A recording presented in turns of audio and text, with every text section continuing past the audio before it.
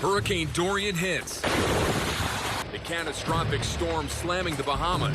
New videos surfacing of the damage tonight. I have seen trees that have been snapped, boats that have been destroyed, and roofs ripped off of buildings. As we come on the air, Dorian's new track. Think of the worst case scenario. This is a storm of storms. Our reporters on Florida's East Coast ready to intercept the storm. I've been through many hurricanes, but this one looked really bad. This is ABC Action News at 11. Good evening, I'm Sabol.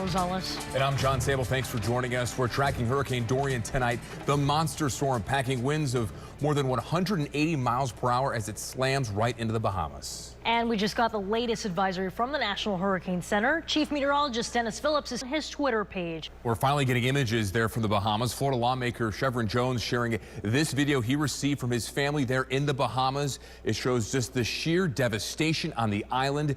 Roofs ripped off, floodwaters reaching the tops of some houses, and those winds still kicking during the video. And right now, families in Highlands County are keeping a close eye on Hurricane Dorian. The area is under tropical storm watch, and some residents now under a voluntary evacuation, and the ones who are staying are getting ready. Haley Bull is there tonight where preparations are already underway. County officials are getting ready for any impact the hurricane might have here. The governor announcing today he is suspending tolls on certain roads ahead of the storm's impact to help alleviate the evacuation process. The state will not collect tolls on the Turnpike, Alligator Alley, and multiple other South Florida roads. And now South Carolina is extending its evacuation order to cover more than 800,000 people. The new plan takes effect tomorrow at noon. Governor Henry McMaster says he knows not everyone will be happy with the plan, but he says it's the best way to keep everyone alive. Medical evacuations there started tonight. Mandatory evacuations are now also in effect for parts of Palm Beach County. The monster storm and uncertainty of where it will hit has many people not taking any chances. Near the Jupiter Inlet, we've found families scrambling to board up and leave everything there behind. Again, I think the GFS is maybe a little more interesting, closer to the beach, but still keeping it offshore. We'll see how tomorrow plays out. You know, it's crazy. I saw on social media some people actually out in the eye of the hurricane. Just not a wise move. Yeah, and it's a big, you know, it'll last for an hour because it's moving so slow, and then it hits you with the eye wall like that. That turn we're expecting sometime Tuesday? Tuesday morning, probably, yeah. All right, Dennis, thank you. Remember, we have around-the-clock coverage of today's top stories, including Hurricane Dorian, exclusively on our ABC Action News streaming app. The news continues with Good Morning Tampa Bay at 4:30. Tonight on ABC Action News at 11. A shark attack survivor speaks. It was insane, honestly. The surprising move he made immediately after the shark bit him. Plus, voting no. The Florida politician going against his party to stop the budget from passing. I was crying, my heart was palpitating, and it was awesome. A meeting decades in the making. The reason why today was the perfect time to meet the man who saved his life. ABC Action News starts right now with breaking news.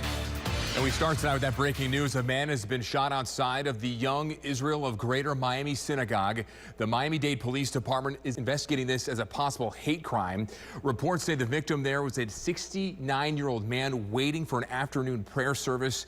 We will bring you more on this story as soon as it comes into our newsroom. Also breaking news right now, chaos at a festival on the West Coast. Officers in Gilroy, California are on the scene of a reported active shooter situation. There's not a lot of information right now, but police have told ABC multiple ambulance units are on the way to the scene there. This cell phone video shows the scene as a panic people try to get away. Oh, they're shooting. At a garlic festival. And right now the AP reports at least 5 people have been shot. The Gilroy Police Department have only said it's still an active scene and their hearts go out to the victims. Meanwhile, back here in the Bay, our other top story tonight, it's a meeting decades in the making between a doctor and his former patient. And tonight, their lives are intertwining once again, this time on World Hepatitis Day. ABC Action News reporter Haley Bull shows us how the meeting is shedding a light on the virus. Elzo Atwater and ABC Action News. Just one day after World Hepatitis Day, Florida could pass 2,000 cases of hepatitis A during one of the worst outbreaks in recent memory. The latest report comes out tomorrow. Florida already has nearly 2,000 cases reported just this year. That's almost double over the last 5 years combined. every week of this year, there's been more than 20 cases of the virus reported. So we expect that number to surpass 2,000 sometime in that next report.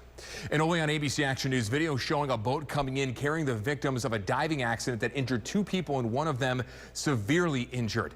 We're still waiting on the exact details of what exactly happened, but we know 2 people were rushed to the hospital after this accident off the coast of Clearwater Beach. A nurse was waiting for her son on the dock when she heard sirens. She used her 20 years of experience in the health field to provide assistance. All right, Dennis, thank you. Let's get back to that breaking news we just showed you moments ago. This is a live look over at the Garlic Festival in California, where at least a dozen people have been injured in Gilroy there. But it could be as many as 40, this according to our ABC sister station there. One suspect is down and a shooter is on the run. Police sources say there are deaths, but did not say how many. We'll have much more on the shooting coming up on Good Morning Tampa Bay bright and early tomorrow morning.